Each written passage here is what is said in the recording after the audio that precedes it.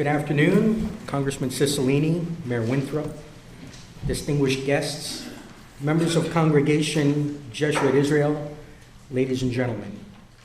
My name is Cliff Guller, and as chairman of the Programs Committee of Congregation Jesuit Israel, it is my honor and privilege to welcome you to Touro Synagogue. Today we commemorate the 250th anniversary of our synagogue's dedication, and we dedicate ourselves to beginning the next 250 years.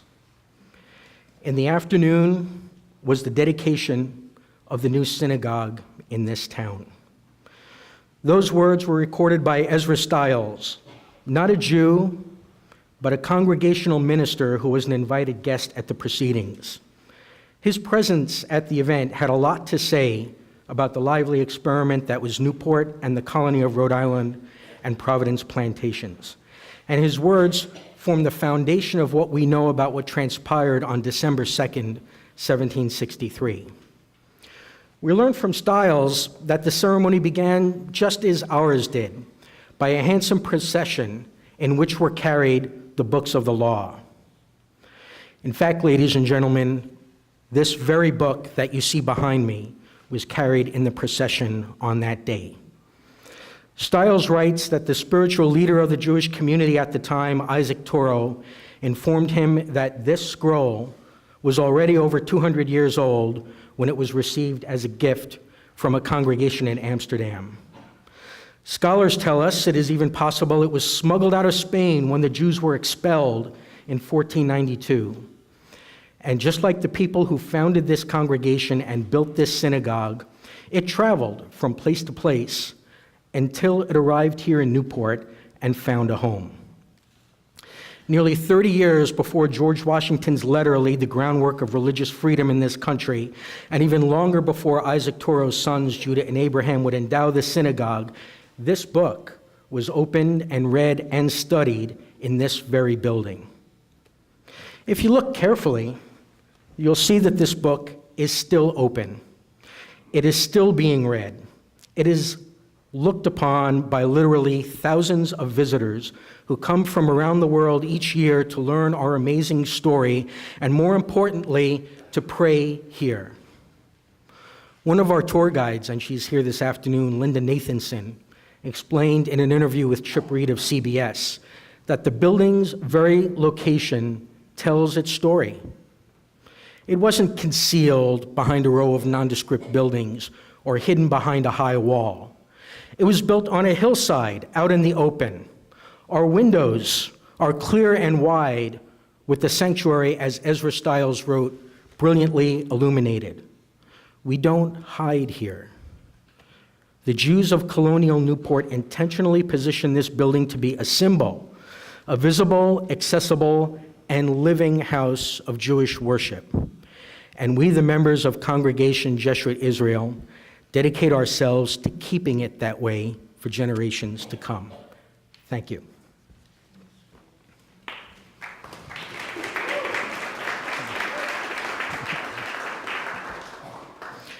Before continuing with the program, I'd like to welcome some special guests.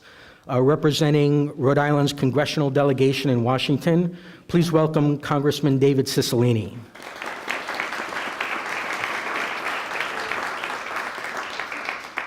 Congressman, we thank you for being here this afternoon, and we also thank you for this nice proclamation. Thank you so much. Representing the city of Newport, please welcome Mayor Harry Winthrop.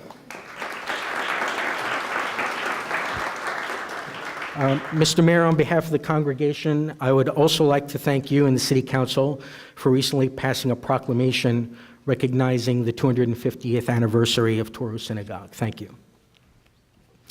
And I'd also like to thank the United States Postal Service and the Postmaster of Newport, Scott Beeman. I'm not sure if he's here, but we'd like to thank them for their help in producing these wonderful anniversary covers, which include a beautiful rendering of the synagogue and a special postmark that we designed. And we'll have one of these for each family and group that's here tonight. We'll be passing these out at the end of the ceremony at the back of the sanctuary. And I'd also like to have a special welcome for Mr. Andy Teitz, the chairman of the Touro Synagogue Foundation. Thank you, Andy, for coming today.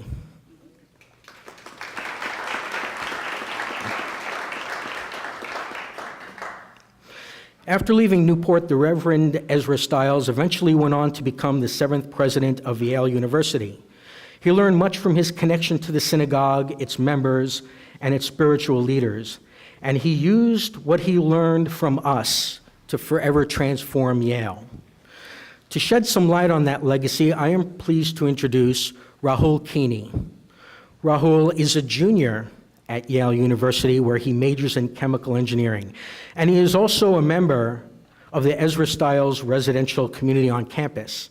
And he's been an active historian of the Ezra Stiles College Council for the past 2.5 years. His work has focused on uncovering the life of Ezra Stiles and exploring the college's 50-year history.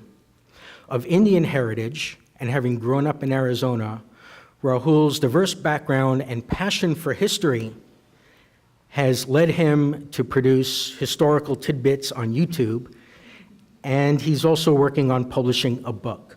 Ladies and gentlemen, would you please welcome from the Ezra Stiles College at Yale University, Mr. Rahul Keeney.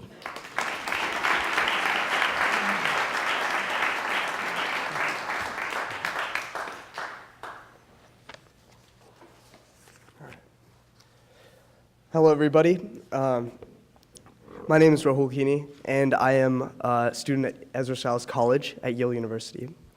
Let me start off by saying how deeply humbled and honored I am for having the privilege of addressing you today on this truly remarkable occasion and historic day in the history of Judaism in America. The Touro Synagogue, America's oldest synagogue, its anniversary.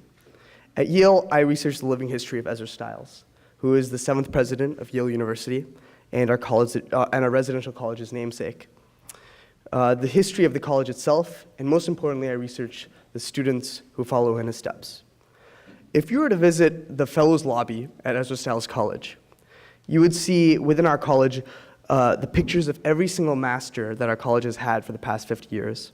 You would see a picture of Ezra Stiles himself, and finally, you would find a beautiful portrait of Rabbi Chaim Isaac Karagal, Ezra Stiles' religious mentor and best friend.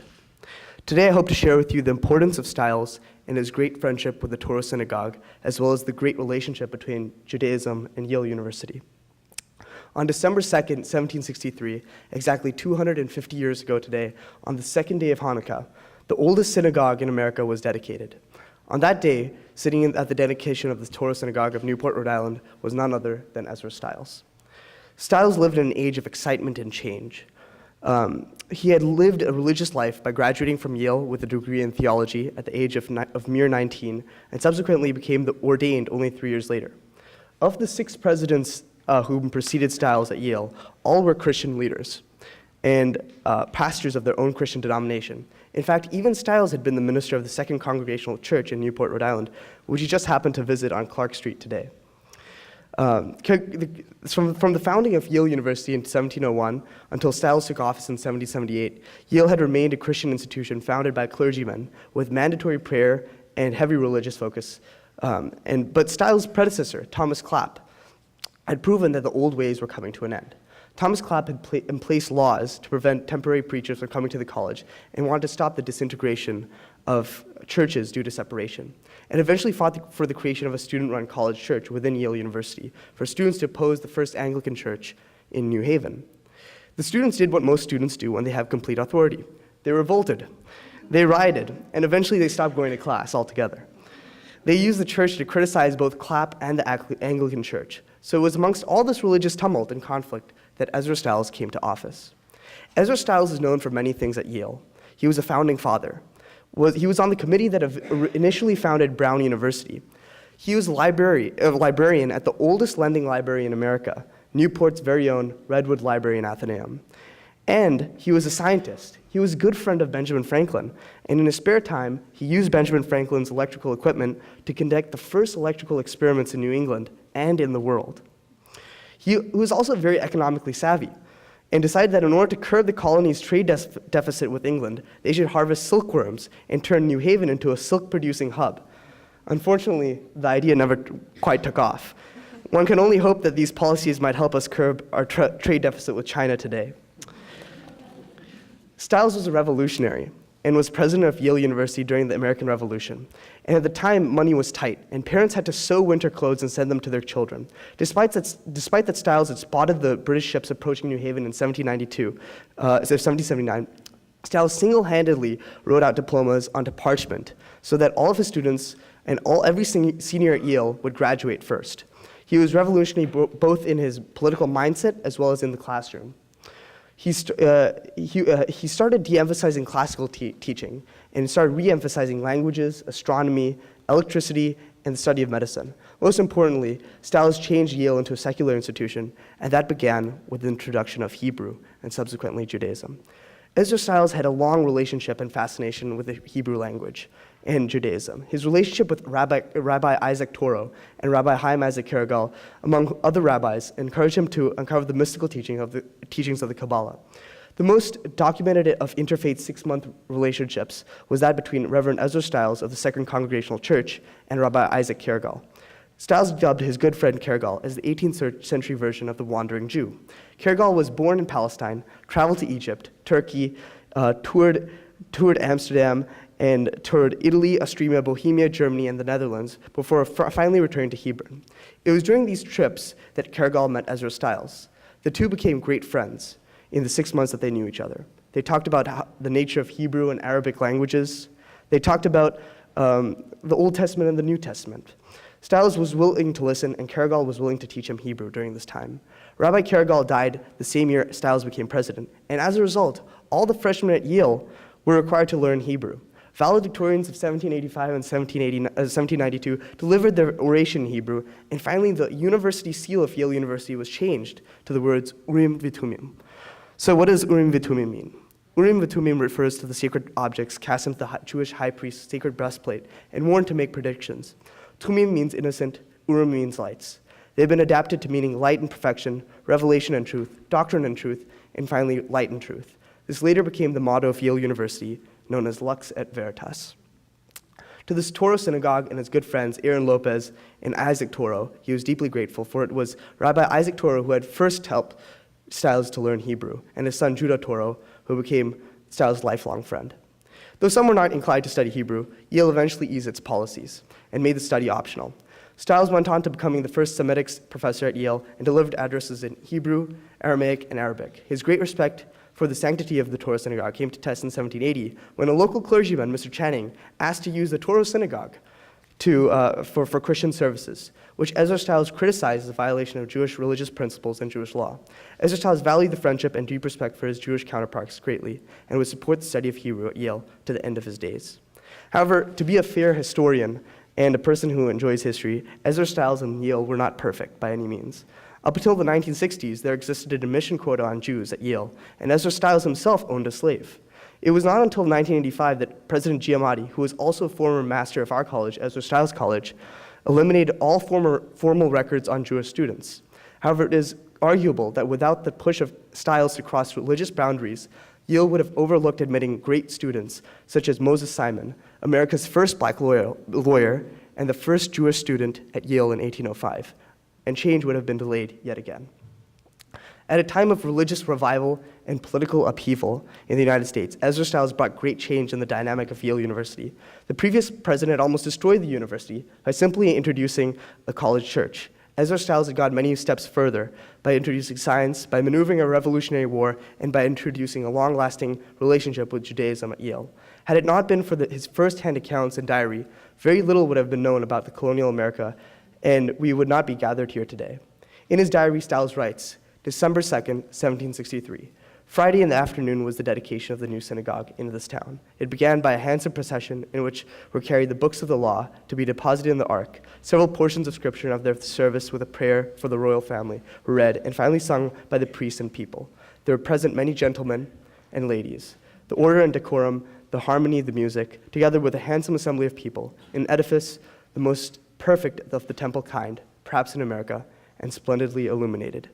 and could not but raise in my mind a faint idea of the majesty and grandeur of the ancient Jewish worship mentioned in Scripture. And now, as I stand here, I truly understand what he meant 250 years ago today. The peace of mind, the great pillars of the Touro Synagogue, and the wonderful company I've had to share it with. Here's to the past 250 years and the many more to come. May they be blessed. Welcome. Thank you.